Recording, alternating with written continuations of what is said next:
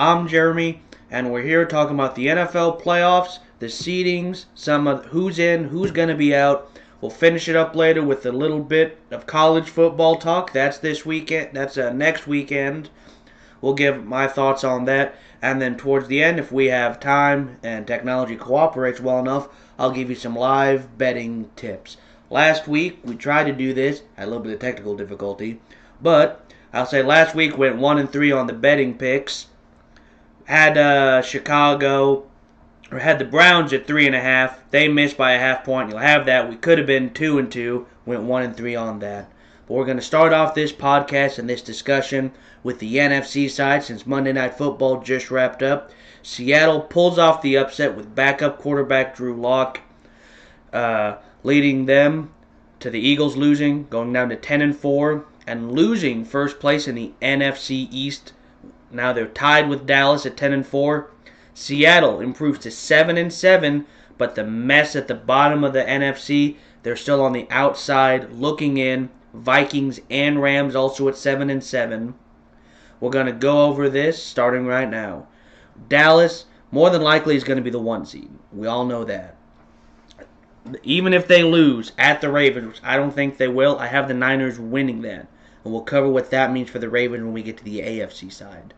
What I have right now is the Niners are going to be the 1 seed. They're going to have home field advantage. Because after the Ravens, they've got Commanders at the Commanders. That's a mess. Rivera's got 1 foot out the door. New owners. They don't know what they want to do at quarterback. That's going to be an easy win. And then the very last week, home against the Rams. They'll probably already have the 1 seed locked up. They may rest players. They may not. That will probably bode well for the Rams going into that last week if they can hold on.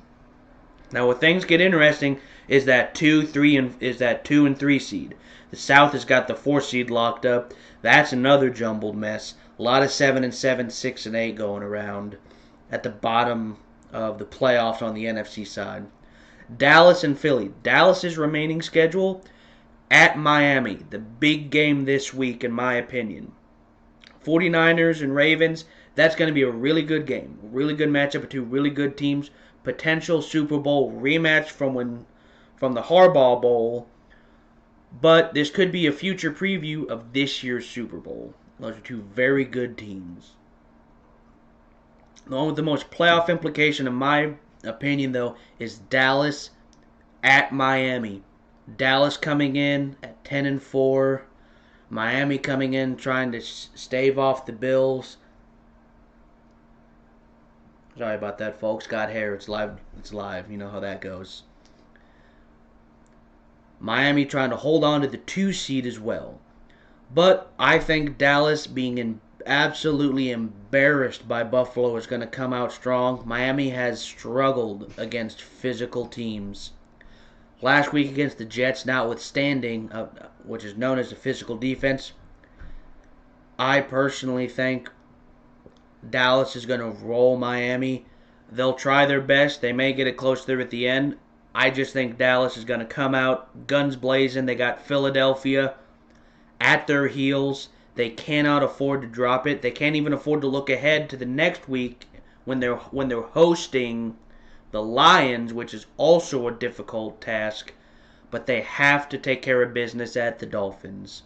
They got Philadelphia on their heels tied. Dallas has the tiebreakers. They split. I believe it's going off of the conference record at that point.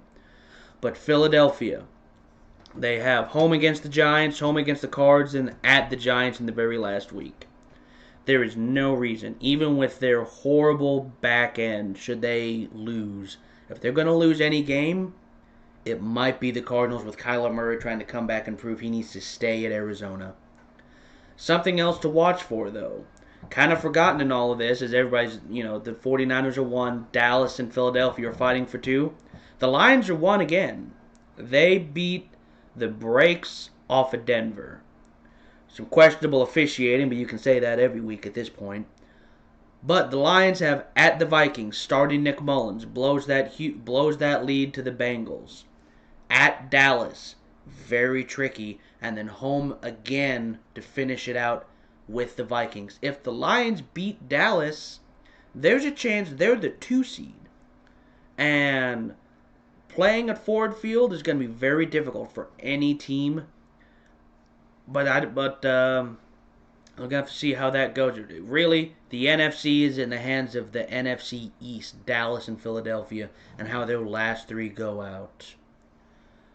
Shifting now to the other side of the NFC, the bottom part of the South, that's been kind of a de facto, somebody has to win it because the rules say somebody has to win it. Bad division. I believe this is getting to be a close, this may be week 4 or 5, since any of these teams had a winning record, potentially. They're not good. They all have obvious flaws. The Saints, they're running their team like they expect the NFL to fold in 4 years, and nobody's going to remember that the cap is a thing. The Bucks, who had to pay the piper for that Super Bowl win and the last one with Brady, trying to just re-sign everybody, try to go for 2. They are both tied 7-7. Atlanta doesn't have a quarterback. Heineke tried it, didn't work. Ritter tried it, didn't work. Tried it again, still didn't work. And the Panthers, they could lose to the national championship of the college football team at this point. But here's how the South looks like it's breaking out. Bucks and Saints tied 7-7. Yes, technically Atlanta is in the mix at 6-8. They're done. They're cooked. I don't even have them as in the hunt for the wild card. I think that team is fundamentally broken when it comes to the quarterback. And at this point, if you don't have the quarterback, nothing you can really do. The Buccaneers, their last 3 games are 2 home games, critical home games against the Jaguars this week and then against the Saints next week. And then they finish up at the Panthers. Easy win, unless maybe they throw in the backups if they've got everything locked up. The Saints, however, their 2 road games is at the Rams this week on the Thursday night game, and then at the Tampa Bay Buccaneers. The Rams are hot. They're currently occupying the 7th seed in the wild card. Don't look past the Rams to get in here and do some damage. Matthew Stafford, Sean McVay, they've still got Aaron Donald on the back end. Puka Nacua is rocking it right now. And they got Cooper Kupp, who when last full season he was healthy was a Triple Crown winner year. Obviously he gets hurt last year, and that's rough for him. And then the Saints finish home against Atlanta. That may not mean anything, but if the Saints can get past those 2, the last week for both teams is irregardless. If the Saints have to beat Atlanta, they will. If the Bucks have to beat the Panthers, they will. So it really comes down, can the Bucks beat a reeling Jaguars coming off of a bad loss against the Ravens? The Jags need that also. We'll get into some of their scenarios when we hit the AFC side. But right now, we're looking at a 2-horse race for the South. Now, if the Buccaneers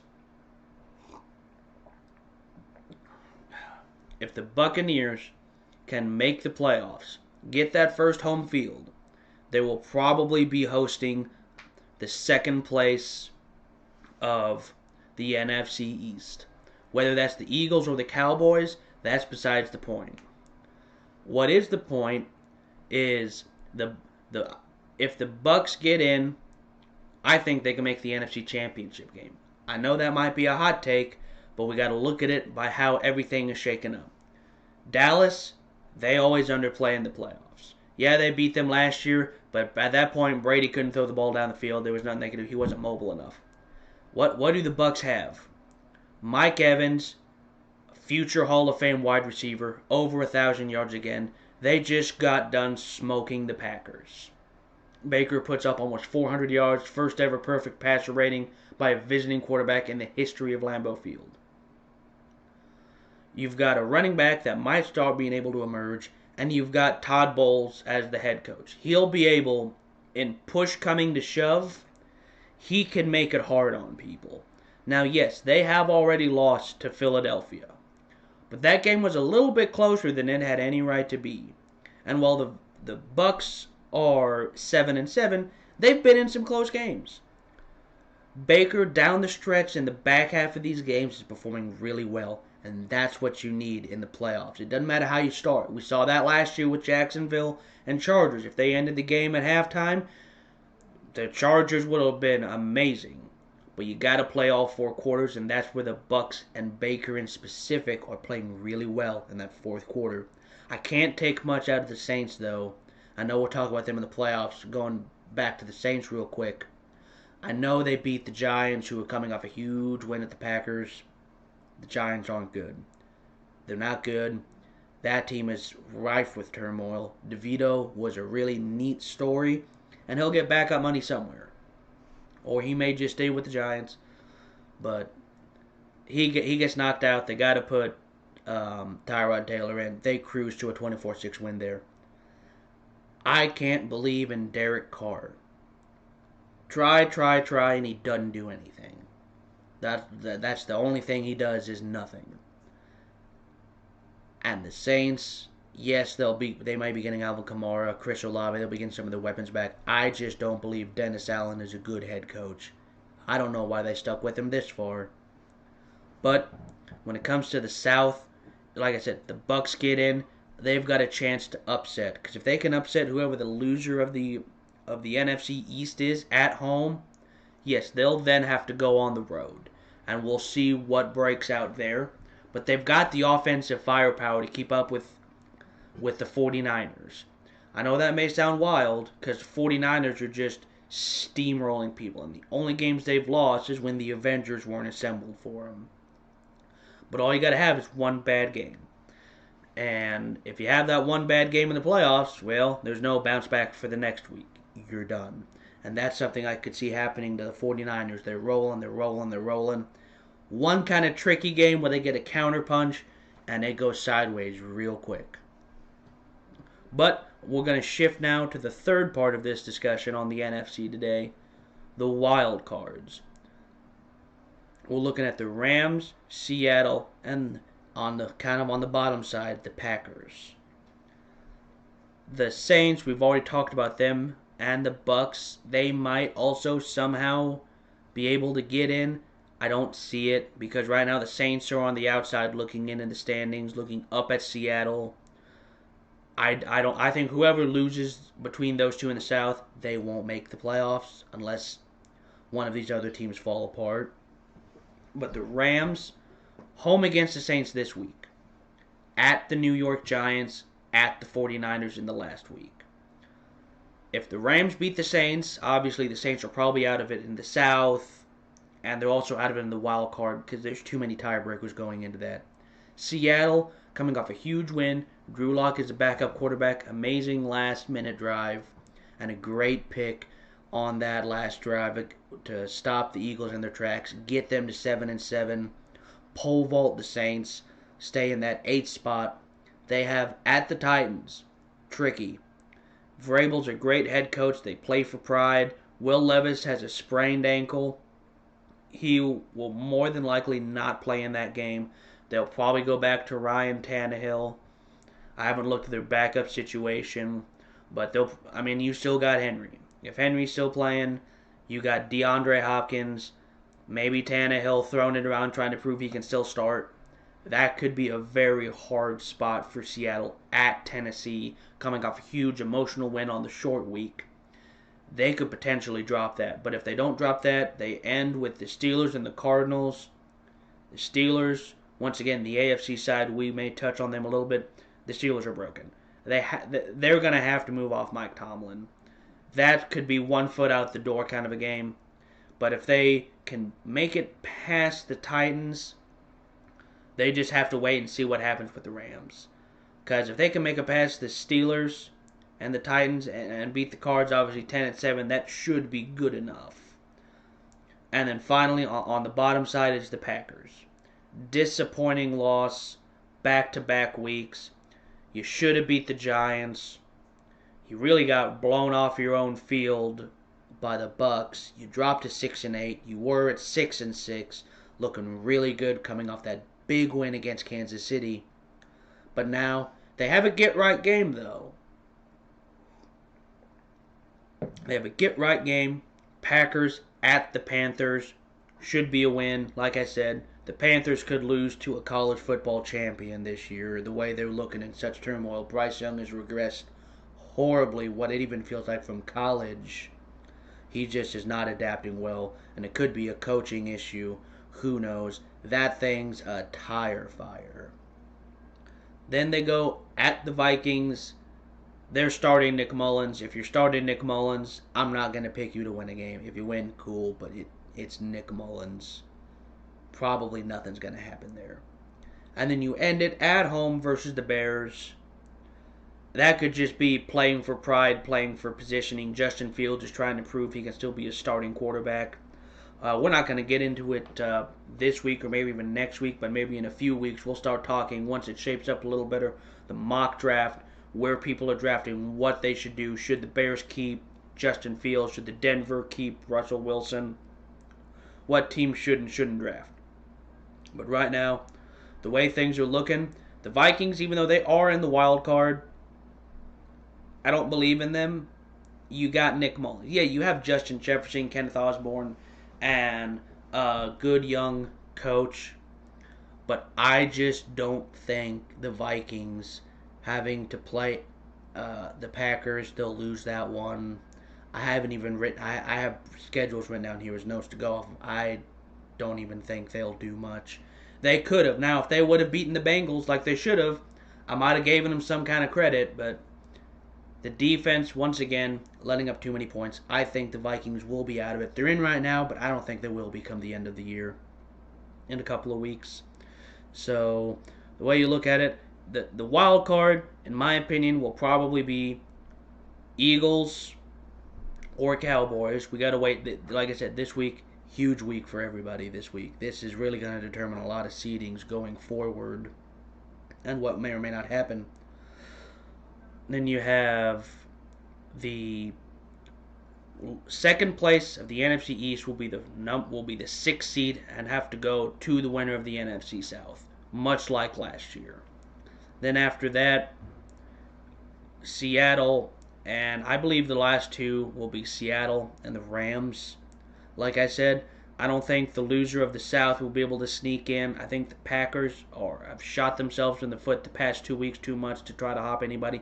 Like I said, Atlanta's not doing anything. Vikings will fall off because they've got to play home against the Lions, home against the Packers, and then they have to go back to the Lions. So you got the Lions who are really trying to play for positioning.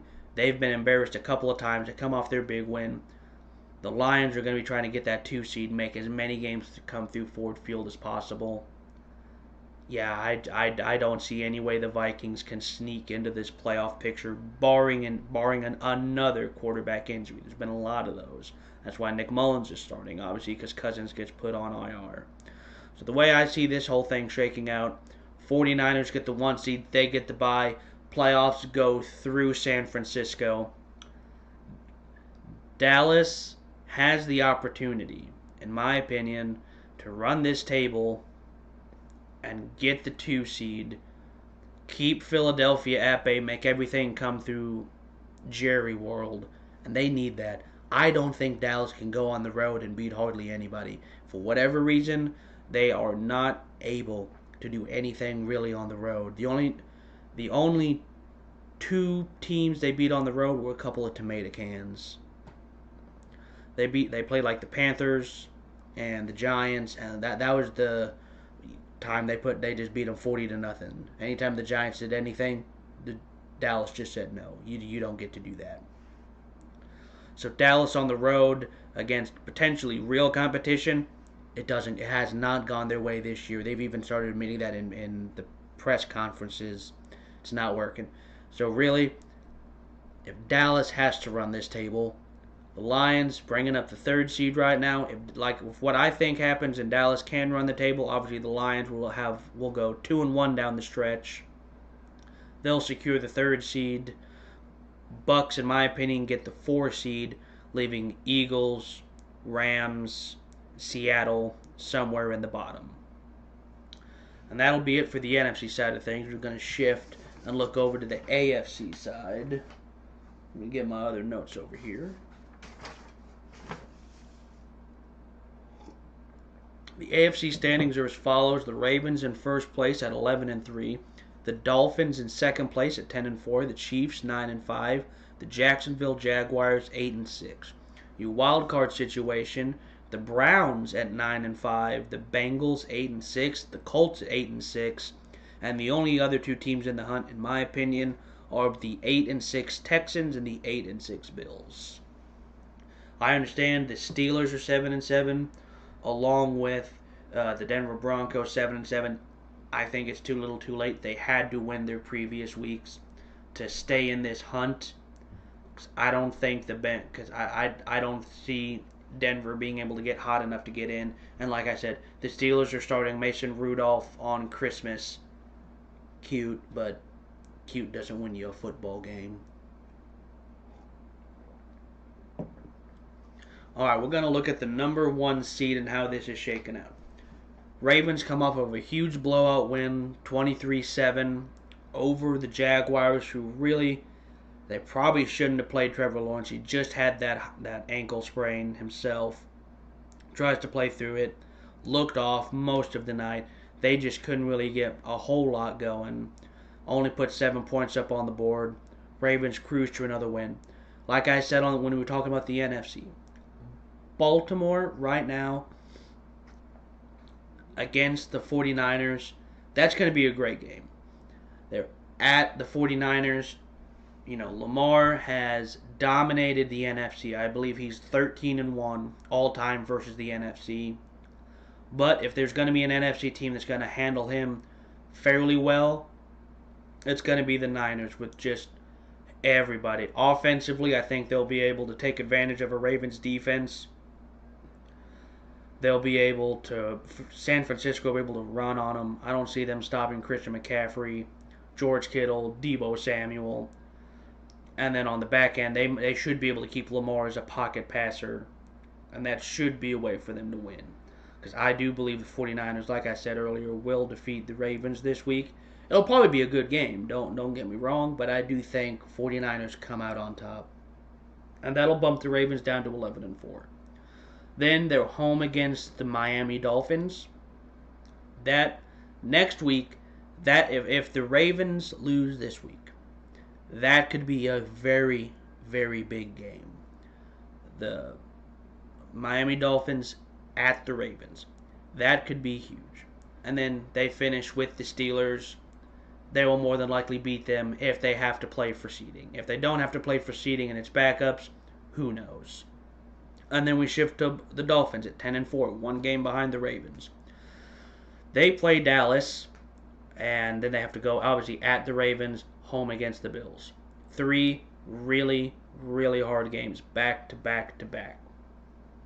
I think Miami is fraudulent 10-4.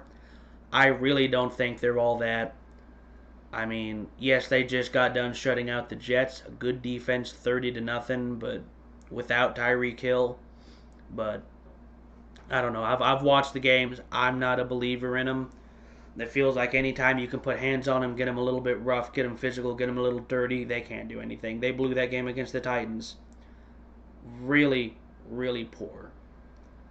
And if they have to go to Kansas City, who they've already lost to, or to Baltimore, or even if the wild card, if the Browns come in on the Dolphins on the Vegas side will more than likely be favored because home field, but I think the Browns are the better team. When it comes to defensively stopping the Ravens, I really don't see how the Dolphins are going to be able to do much against the Browns.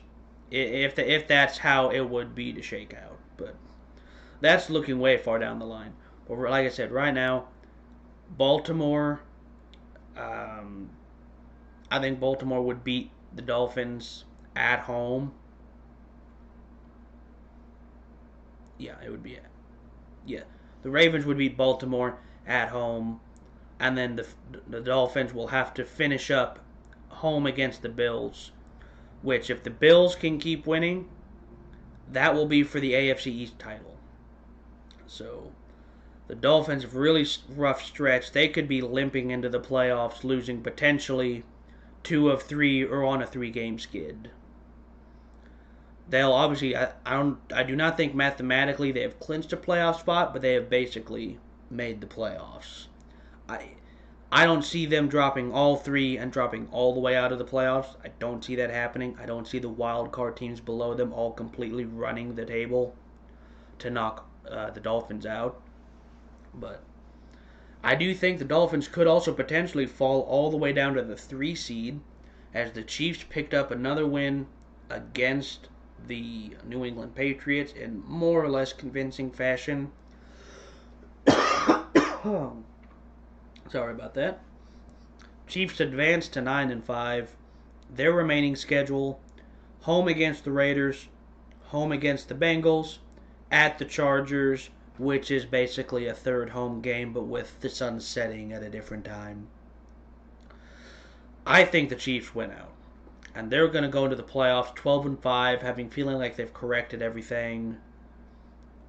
And honestly, the Jaguars will get into their situation when we do a more deep dive into the AFC South and that dice roll of a division. But the way I see the top of the AFC working out, the Ravens will get the bye. Even if they lose against San Francisco, I don't think they will lose back-to-back against the Dolphins. So I think they'll finish the year 12, 13 wins, and they'll cruise to the 1 seed. The Dolphins, I think they end the year rough. The Chiefs pole vault them for the 2 seed.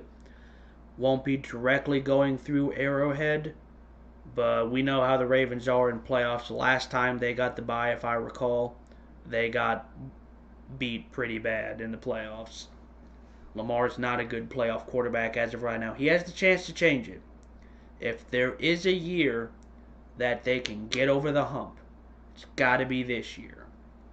With Miami looking like they got a glass jaw, the Chiefs with their issues at wide receiver, and Joe Burrow going down, Rodgers and the Jets going down, so many quarterbacks just going down, and their defense looking so good. And they've just paid Lamar, and they brought in Odell, and they've done all this. They've kind of drafted okay. This has got to be Lamar's year. He could also potentially win MVP for the second time. And what's it going to look like if, once again, Lamar's got a great regular season, they win double-digit games, they get the bye again, they come out, and they still can't make a Super Bowl. Even if they don't win, even if they can make a Super Bowl, I think that would do wonders to change kind of the perception of Lamar in the playoffs. But I can't confidently say that. I've seen them try, but they just can't do it. Lamar either keeps getting hurt, or for whatever reason the playoffs come and he just doesn't show up. He was able to beat the Titans the one time, but outside of that, not a whole lot else. And now we're going to shift to the AFC South. This thing got wonky in a heartbeat. Everybody thought that the Jaguars were running away with it. The Texans had a rookie quarterback. He got super hot, and they were kind of trading back and forth. But then the Colts with Gardner Minshew, they get hot, and all of a sudden that whole division is tied up at 8-6. Pour myself some more water here. Just getting over a little bit of a cold. That's why I got to keep drinking. Last week, when we had their technical difficulties, I had it on the paper. We were going to talk about this. Can the Colts win the division?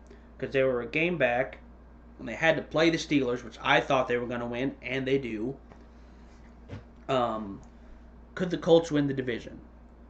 Because they were a game behind, and Jacksonville was looking at Baltimore and the Bucs the next 2 weeks. Well, the Colts had the Steelers, a tricky one, but after that it's the reeling Falcons, the Raiders, which we kind of know what the Raiders are, and then the Texans. But here's the deep dive. Here's the rundown. Jacksonville loses at Ravens.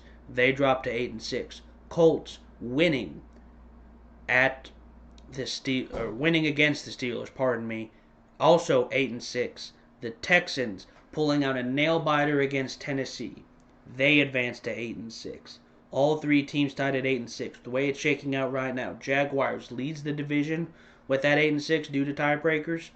Colts bring up the 7th seed tied with the Bengals at 8-6, but they are at the 7th seed 8-6, and then the Texans outside looking in 8-6, not in the playoffs. Personally, I think the Texans are going to wind up being out of it. They play a hungry Browns team who's just trying to make sure they keep their momentum, keep going. And they may even be looking at the outside, very outside possibility of the Ravens somehow faltering and the Browns hopping them with the reanimated corpse of Joe Flacco, which would be comedy of the highest order if Joe Flacco for the Browns were to win the AFC North. But that's a long shot. Probably not going to happen. It'd just be kind of funny. Texans at home against the Browns this week. I think they lose that. That Browns defense is excellent. The Texans, once Tank Dell goes down and they're down to just him, Nico Collins, I don't see them doing much. Even if CJ Stroud comes back, I know he missed this game, and I believe it was Davis Mills. That Browns defense is too good. It's too good, too hot. It'll eat up that offensive line with Myles Garrett and everybody else up there. The offensive line is good. They've got Njoku running absolutely hog wild right now. They'll lose to them. They'll drop to 8-7. They'll probably beat the Titans the next week at 9-7. But last week at the Colts got to have it. I think the Texans limp out of the season. They've just suffered too much injury, too much inexperience. They kind of had their chance, and they weren't able to get it done. Now we look at the top two of this division, in my opinion. The Jaguars, they're reeling. They lose a heartbreaker to the Browns, get embarrassed by the Ravens, and now they're sitting here 8-6 when they were at 8-4 before obviously the 2-game skid. They have to play the Bucks that are hot, the Panthers, which are the Panthers, and then the last week at the Titans. Like I talked about, I believe with the Bucks, I think the Jaguars lose this week, make it 3 in a row. They lose to the Jacksonville Jaguars. The Jacksonville Jaguars lose to the Tampa Bay Buccaneers this week. My apologies. 8-7. The Colts play at the Falcons. They win 9-6. The Colts will jump the Jags this weekend for the playoffs. Now, it is worth noting, in the case of a tie, the Jaguars are going to hold the tiebreaker. They went 2-0 against the Colts. They swept them. So really, it's a half-game difference between the Jags and the Colts. But I think after this weekend, they play at the Falcons. They'll beat them 9-6. Home against the Raiders. Colts, more to play for, more motivated. They'll beat them 10-6. Going into the last week, having a half-game lead on the Jaguars. This is where everything could get messy. Because even though I said the Texans probably are out of it, here's also a scenario. Even if they lose to the Browns, go 8-7, they could win against the Titans next week, go 9-7. Now you're looking at 2 9-7 teams and a 10-6. Colts-Texans play each other. Texans win. They are 10-7, and I believe they would sweep the Colts.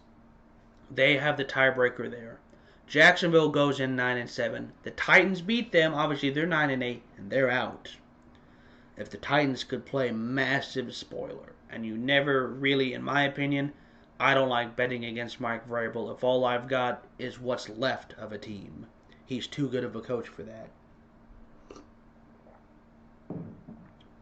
But honestly, the way I see this shaking out, I think the Colts run down the Jags and win this division. And where the Jaguars wind up in the wild card, they may occupy that 7th or even maybe the 6th seat. I would have to look into a whole bunch of tiebreakers for that because this whole thing is a mess. So that's how I see this working out. Jaguars lose to the Bucks. Colts win. Colts hold on to the division for the rest of the season. Colts, with backup Gardner Minshew, win the division, make the playoffs. Which is astonishing, the fact it feels like a long time ago. It happened so early. Anthony Richardson goes out, goes on IR, has his injury. Minshew comes in, struggles for a little bit, but then finds his footing and takes off. So now, I've got the Browns also as a lock. I haven't bothered really to look up their schedule too terribly much. I don't see them faltering out of the playoffs. Joe Flacco doing really good right now. He's keeping them on track, keeping them cooking. He threw 3 picks, I believe, against the Bears. They should have probably lost that if Mooney realized you can catch a football on your back. But as we go into that, the Browns will probably occupy that 5 seed, and they'll play the winner of the AFC South. And I think they'll go in and they'll win that. The Browns is a team. If I had to rank who I believe could make a Super Bowl out of the AFC, just sitting with everybody, I'll even include the Texans and the Bills, who are both in the hunt. I think right now my confidence would be Chiefs 1. They've been there. They've done it before. They've proven they can win. Ravens 2. Even though they haven't really proved it too terrible. That defense is excellent. It seems no matter who gets hurt at running back, Gus Edwards is pounding it. He usually gets in for some touchdowns. Lamar's making plays everywhere. You think he got him sacked. Joke's on you. No, you don't. And if I had to pick a third, even if Buffalo gets in and wins the East, I trust the Browns more than I do the Bills. With Flacco at quarterback, he's been in the playoffs before. You have a really good veteran leadership going into that. So right now, if I had to rank my top 3 most confident teams to make a Super Bowl, I really think it would go Chiefs, Ravens, Browns. Which sounds crazy, and I know it's probably being disrespectful to the Dolphins, but December football in Miami don't go together. Playoff cold weather football don't go together. Even if they somehow get a couple home playoff games,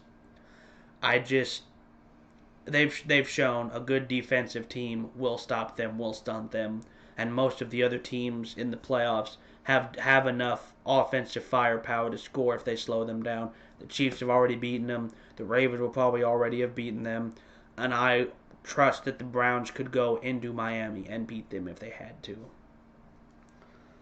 But yeah, that's how I see things working out on the AFC side. So like I said, to recap, the Ravens probably get the number 1 seed and the bye.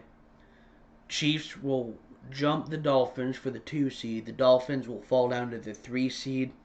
Colts jump the Jags, getting the AFC South and the 4 seed.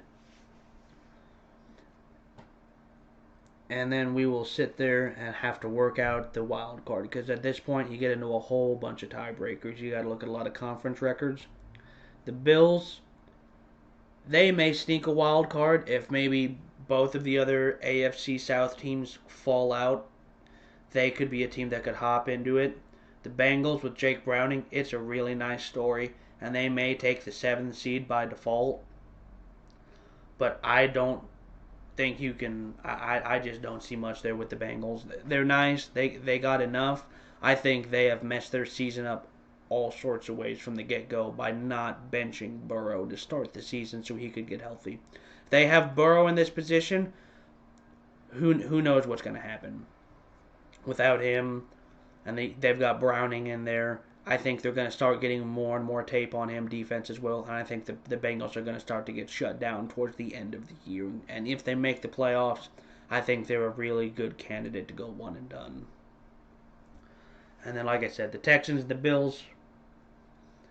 Bills are too little too late. Well, what are the Bills doing?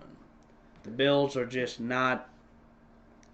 I think they kind of know internally. Lame duck coach. I don't see why they would bring back Sean McDermott outside of a Super Bowl appearance. Too much stuff has come out of that locker room with the Bills. We're going to kind of talk, we're shifting to that just a little bit. The Bills, it's just not much there. The offense regress. Yes, they're doing nice right now, but it's kind of a new coach, new scheme. Defenses don't have a lot of tape on what he does and doesn't like to do. The Dallas game, super surprising. Nobody saw that coming. I had one of my picks from last week was Dallas to go in and beat the Bills just straight up. No points, just straight beat them. Dallas looked like the Panthers. They looked like they didn't even belong on a football field. And that was surprising. But I don't think that's the Bills, honestly. Josh Allen doesn't throw a pick or doesn't fumble the ball.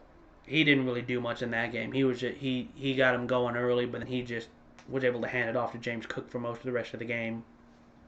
I think the Bills will regress back to their mean this season, whether it's dropping the game to the Dolphins in the last week as a typical Bills thing, play yourself up right there and then lose and go out.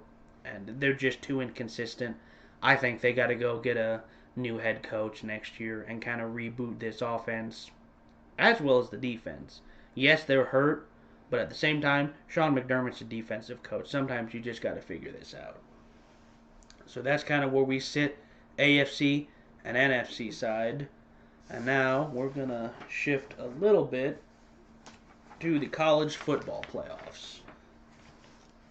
That's in a couple of weeks, but I want to give my opinion on this real quick. Round 1 is Alabama versus Michigan with Washington versus Texas.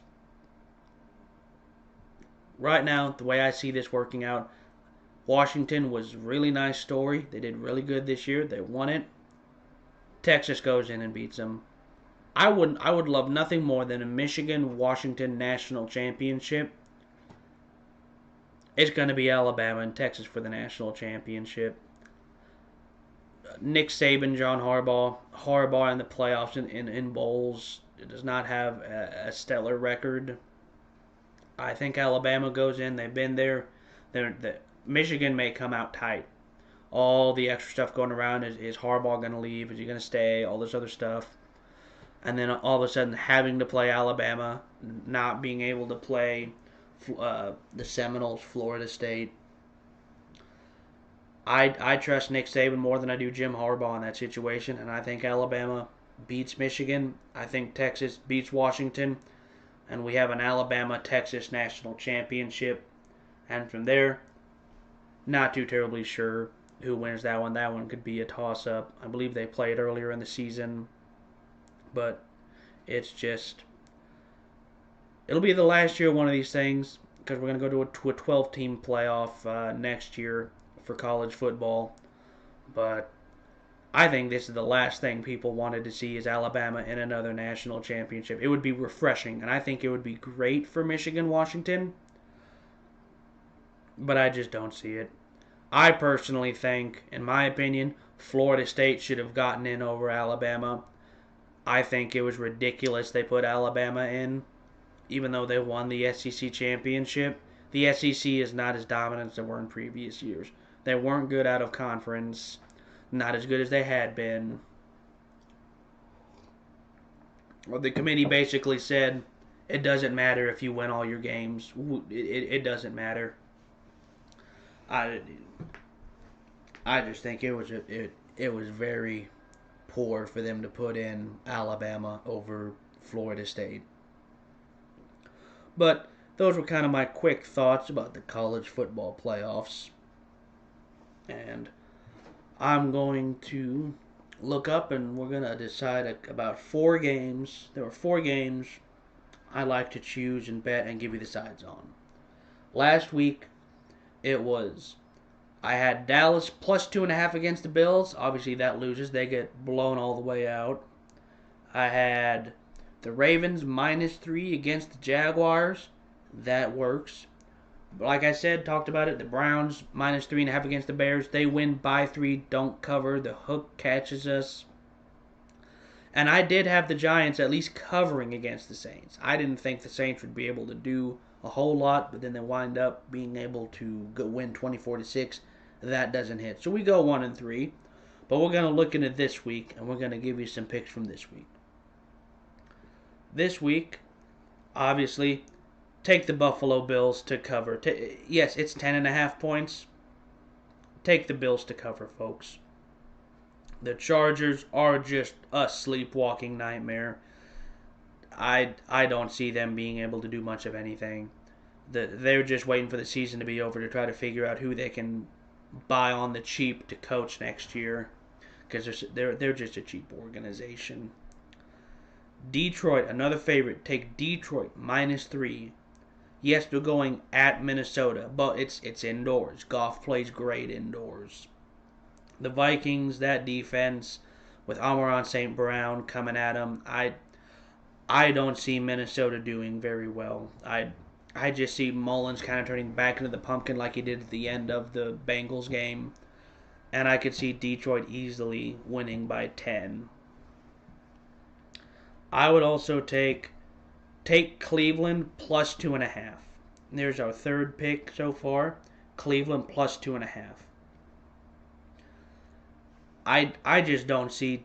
Once again, it's a defense thing. I know it's all about the offense anymore, but right now, as far as I'm concerned, with as many injuries to as many players as we've had this year, a stout defense like the Browns is gonna smother the Texans.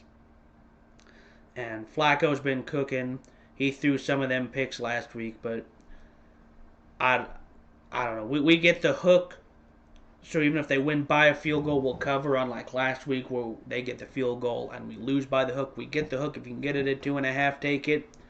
If it's 3, still probably take it. But if it pops up like last week to 3.5, don't touch it. But I do believe Browns plus 2.5. And then for the last one, Tampa Bay plus 1. Just take the Bucks plus 1. They're gonna beat the Jags. I just think that they're sputtering. They're spinning. Tampa Bay goes in, division on the line, securing a win. Especially if the Saints lose to the Rams on Thursday, they know they can take that almost commanding lead. They'll play extra motivated. So there you go. Tampa Bay plus 1. Browns plus 2.5. Detroit minus 3.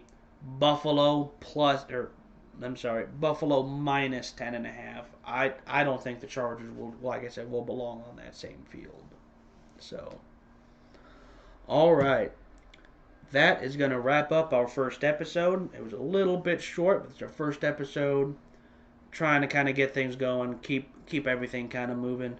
Next week, we'll do some more recaps of all the games. We're going to relook into all the standings and do a final preview of the college football.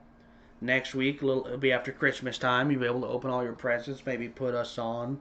We're going to try to do this on Tuesdays or Wednesdays around lunchtime. Maybe give you something to listen to while you're sitting there waiting for your food to heat up at lunch.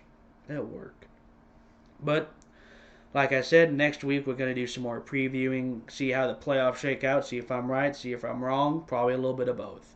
But until next time, this has been the Fifth Down Podcast.